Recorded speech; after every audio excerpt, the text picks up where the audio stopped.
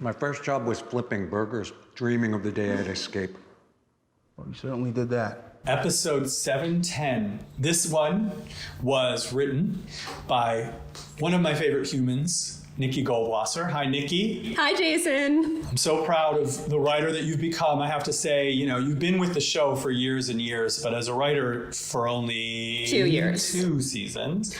And you're amazing, and your career is going to be huge. And I hope that I can continue to work with you, but please know there'll always be a spot for you on my team. Thank you, Jason. And it was directed by Sherwin Shalati in his first time with us. But wow, this guy is a real legit filmmaker, man. He's also got a really cool vibe on set, which I think you can sort of see on camera too. I was surprised to see just like people were up, they were at him, they were happy to work. It was a really good set experience. Jade Hader, where is he? We rushed in to help the faithful. Before we knew it, he was gone. We pick up in the sort of bloody aftermath of Shade Hader's massacre.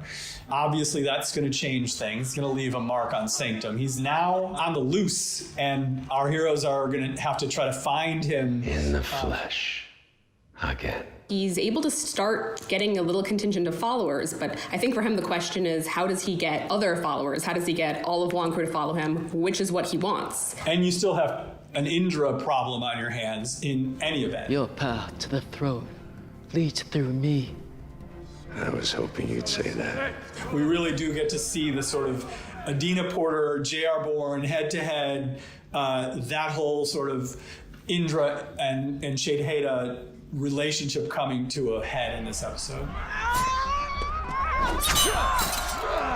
One of my favorite fight scenes in the history of the show. Again, really filmmaker driven. Sherwin had a plan for this, and an idea for this, a vision for this, and he executed it. I was concerned, let's put it mildly. It's so hard to do, and what we did, we shot that in a day, which on one hand might seem to the audience very long, but it's really a short amount of time to shoot something like that, and it's incredible what came out of it. Yeah, I mean, I think that's a really good point, Nikki. Our crew is asked to do the impossible on a daily basis. Weapons down, all of you.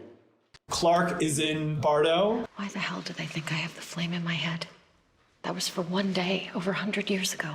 She's going to use that as a leverage point, and it gives her a little bit of breathing room, her and her friends, a little bit of breathing room in this episode as they try to figure out what the hell happened to Echo, Octavia, and Dioza. It is nice to talk to someone from that time. Gabriel and Cadigan. We've got these two characters from our time, from before the bombs, kombucha drinkers both, and we got avocado toast on the 100. That is amazing to me. Come, sit.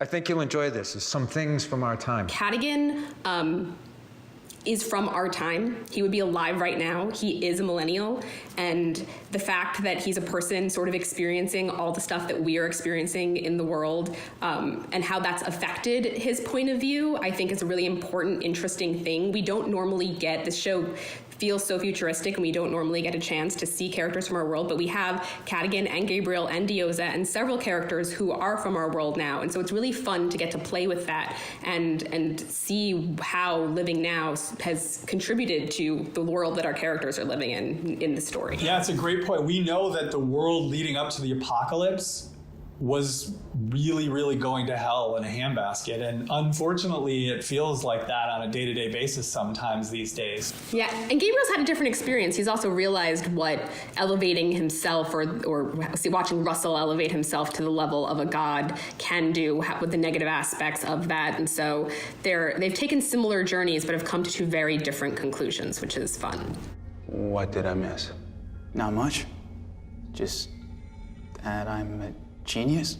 Jordan is here, and we really begin to see some of the revelations that he had under the influence of the red sun toxin when he was adjusted. Echo, you have been our star student. They're all shocked when Echo refuses the opportunity to go back to Sanctum at the end of the previous episode, and of course want to get to the bottom of that. And we realize in this episode that Echo has a plan. I'm giving you the honor of deciding Hope's fate. We have to break her spirit. 5 years on penance. In the last episode, Hope was sentenced to penance, which obviously is wearing on Dioza. And so, I think in this episode, it's really important for Dioza to, try to shake some sense into her daughter, save her daughter before it's too late. She's definitely worried about her daughter's soul. Yeah, and it really is an amazing ride from here to the end. I know what it's like to kill innocent people for a cause. And I promise you, it's not going to fill that hole in your heart. There are no innocent people here.